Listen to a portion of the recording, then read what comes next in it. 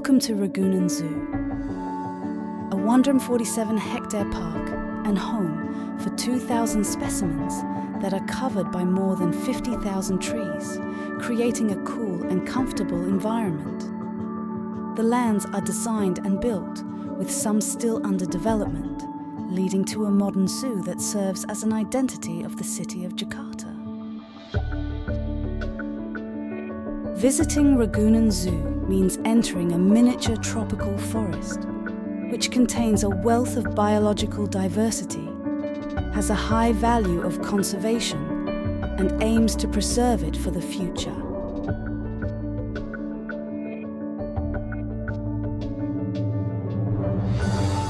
A modern zoo exhibits a complete ecological system as a source of scientific knowledge and serves as a crucial first step in animal conservation.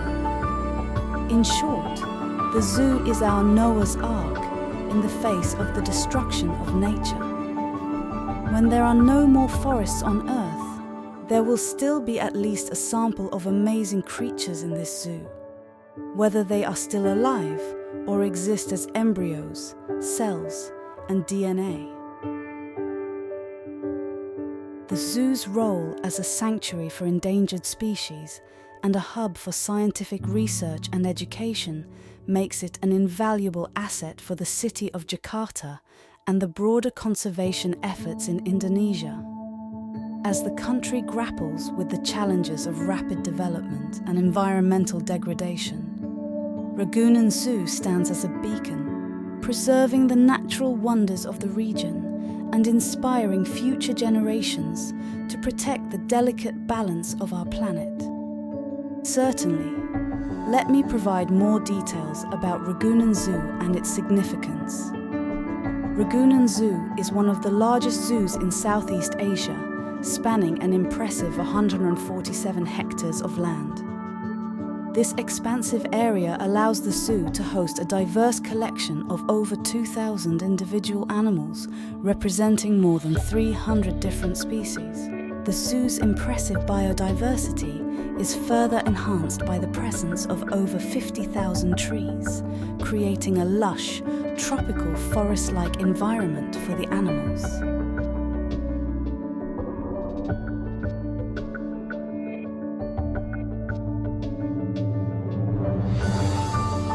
Beyond simply housing a vast array of species, Ragunan Zoo plays a crucial role in conservation efforts.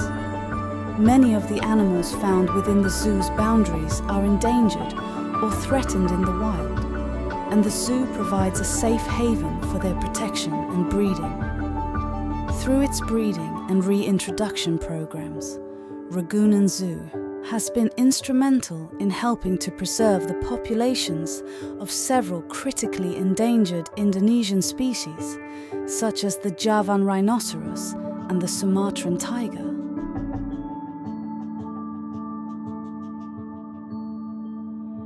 In addition to its conservation efforts, Ragunan Zoo serves as an important educational and research center. The zoo's modern facilities and well-designed exhibits provide invaluable opportunities for scientists and students to study animal behavior, ecology, and adaptation. As Jakarta continues to develop and urbanize, Ragunan Zoo stands as an oasis of biodiversity and a vital green space within the bustling city.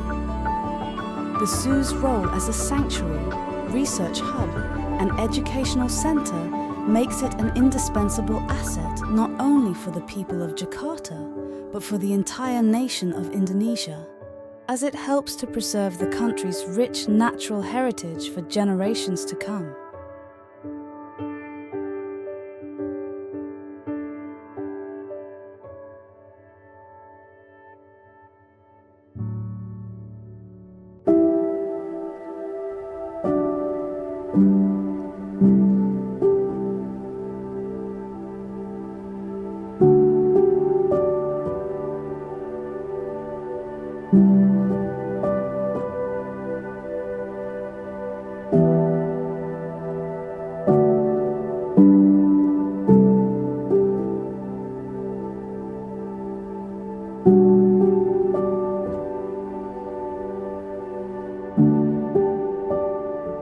Saya Dwiko Adam El Walid, jabatannya staf seksi prasarana dan sarana di unit pengelola Taman Marga Satwa Ragunan.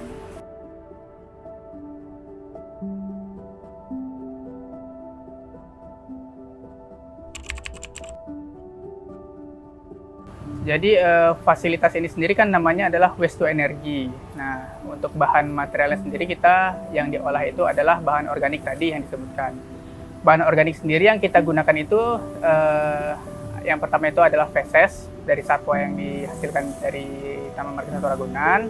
Kemudian ada sisa makanan dari pusat kuliner kita. Seperti itu. Secara keseluruhan di Ragunan itu perharinya bisa menghasilkan feses kurang lebih 1 ton. Nah, untuk sisa organik bahan makanan sendiri itu sebenarnya tidak sebanyak yang kita perkirakan di awal. Karena setelah kita berjalan pun ternyata perharinya itu kisaran limbah yang dihasilkan itu kurang lebih antara 10-20 kilo saja. Nah, feses yang kita gunakan itu yang pertama feses gajah, karena emang utamanya kita fasilitas ini untuk mengolah feses gajah. Kemudian ada feses banteng, ada feses nilgai, unta, dan kapibara. Cuman dari segi volume yang paling banyak itu feses gajah dan feses banteng.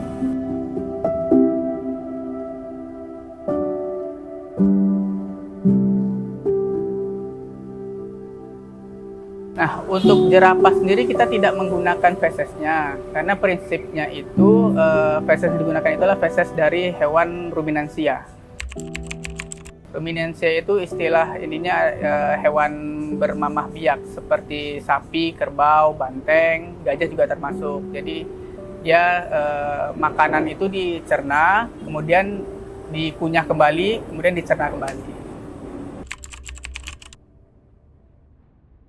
Fasilitas ini sendiri awal mulanya itu pencanangan dari diskusi antara Ragunan dan PT Phaeton Energy di tahun 2022 di bulan Mei atau Juni, saya agak lupa. Cuman prosesnya berlanjut sampai keputusan fasilitas ini dibangun, itu selesai dibangun pada bulan Desember tahun 2022.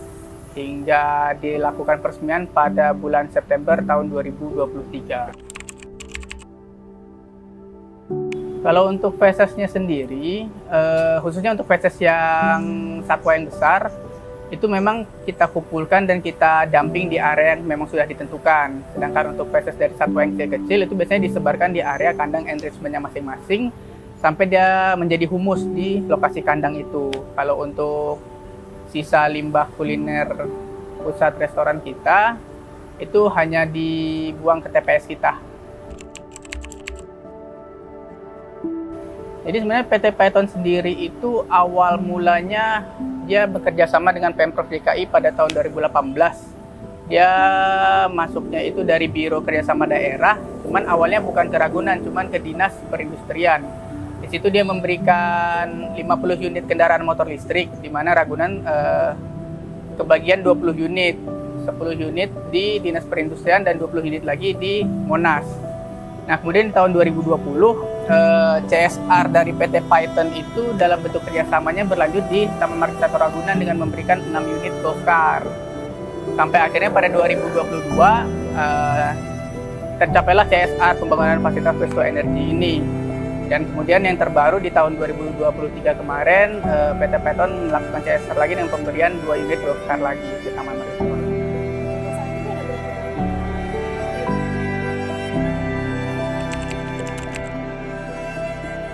Untuk fasilitas secara keseluruhan itu cuma ada satu unit.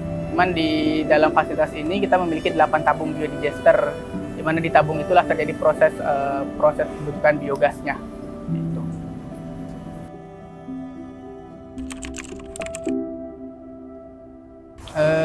Ini sebenarnya untuk manajemen sendiri tergolong low ya, karena yang perlu dilakukan pemeliharaan itu hanya komponen genset, komponen dewatering, sama mesin cacak. Kalau sisanya itu hanya pembersihan saja.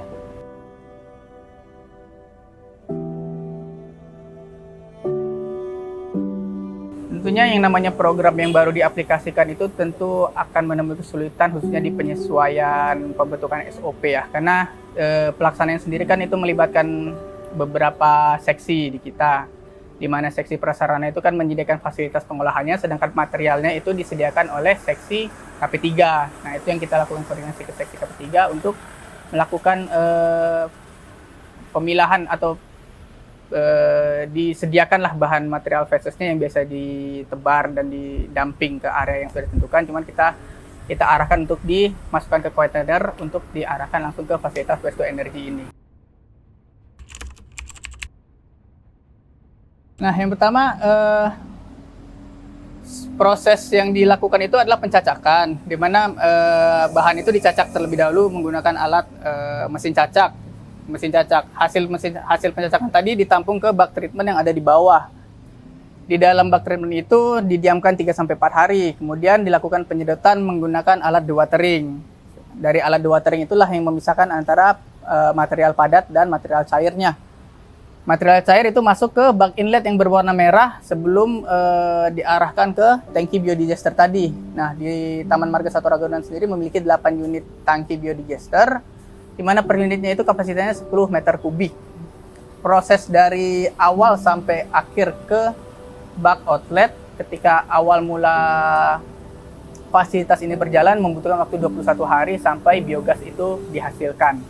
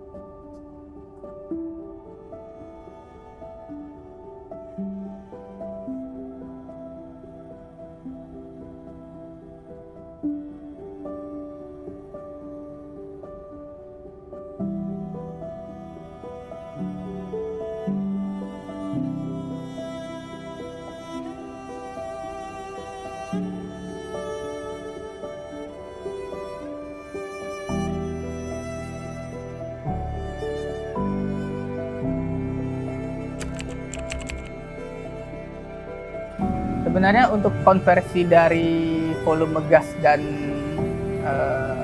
listrik itu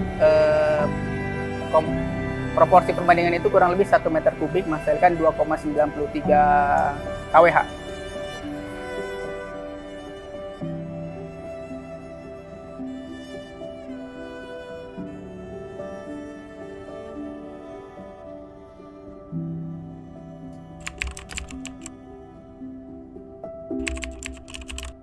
Untuk proses sendiri berlangsung setiap hari, karena feses yang dihasilkan dari satwa pun kan dihasilkan setiap hari. Karena juga pendekatan awalnya CSR antara Paiton dan Taman Marga Satwa Ragunan ini juga ditujukan khususnya untuk pengolahan feses gajah tadi. Karena di kita itu memiliki 13 ekor satwa gajah.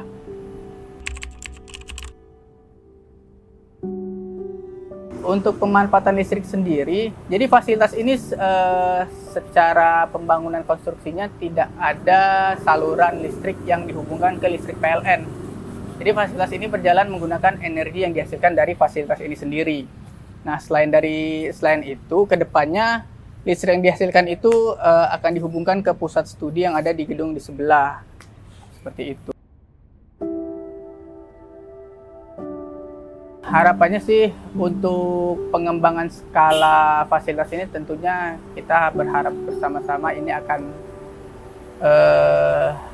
menambah skala pengembangan dari fasilitas ini sendiri, karena untuk sekarang pun fasilitas ini kan berjalan di bawah kapasitas optimalnya. Jadi tentunya kita harapannya ke depannya bisa memaksimalkan dari kapasitas fasilitasnya sendiri, seperti itu. Jadi prinsipnya konversi antara biogas ke listriknya itu, si biogas itu kan menjadi campuran bahan bakar dari generator set yang menghasilkan listrik.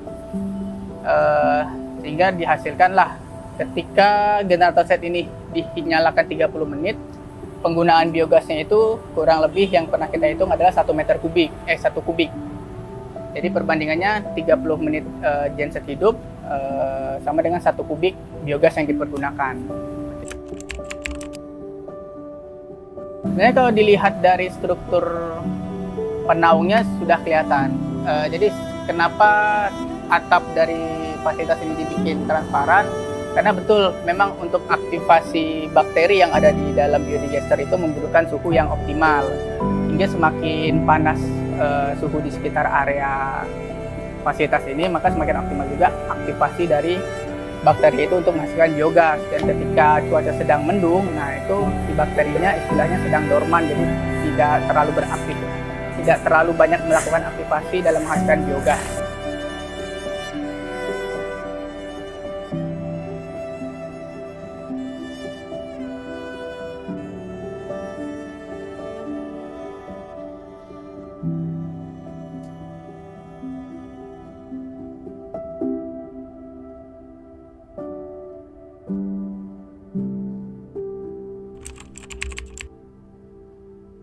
Rata-rata ya 27 sampai 35 derajat Celcius lah.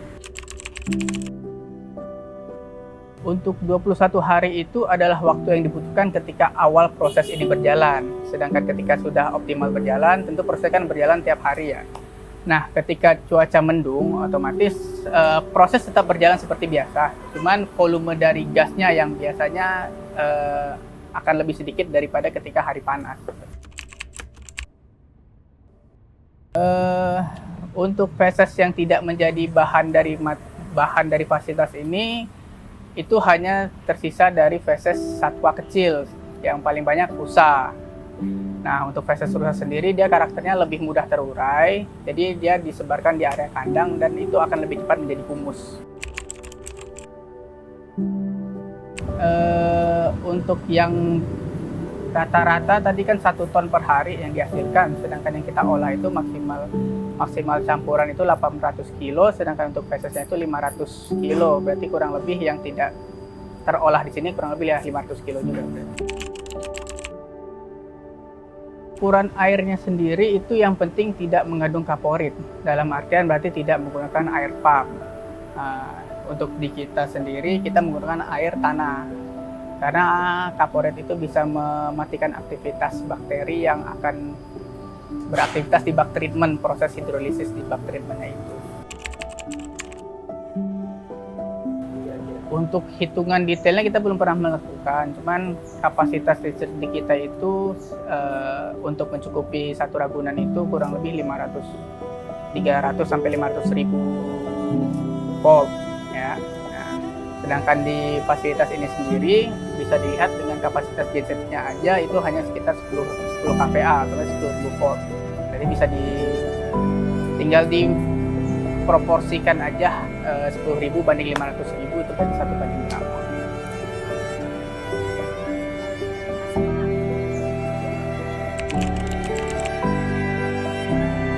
Jadi sebenarnya salah satu misi Taman Marga Satwa Ragunan itu adalah meningkatkan kualitas pendidikan lingkungan. Nah, tentunya fasilitas ini harapan ke depannya bisa meningkatkan kesadaran masyarakat akan pentingnya pengolahan sampah organik khususnya yang ramah lingkungan. Nah, fasilitas ini sendiri bisa digunakan di area peternakan, bisa juga digunakan di area perumahan komunal, tentunya dengan skala yang diperkecil. Nah, tentu harapannya Ragunan bisa menjadi contoh pengolahan sampah organik yang baik, di mana kita bersama-sama dengan Dinas Lingkungan Hidup juga arahannya memang untuk mengolah sampah secara mandiri di kawasan-kawasan publik seperti itu.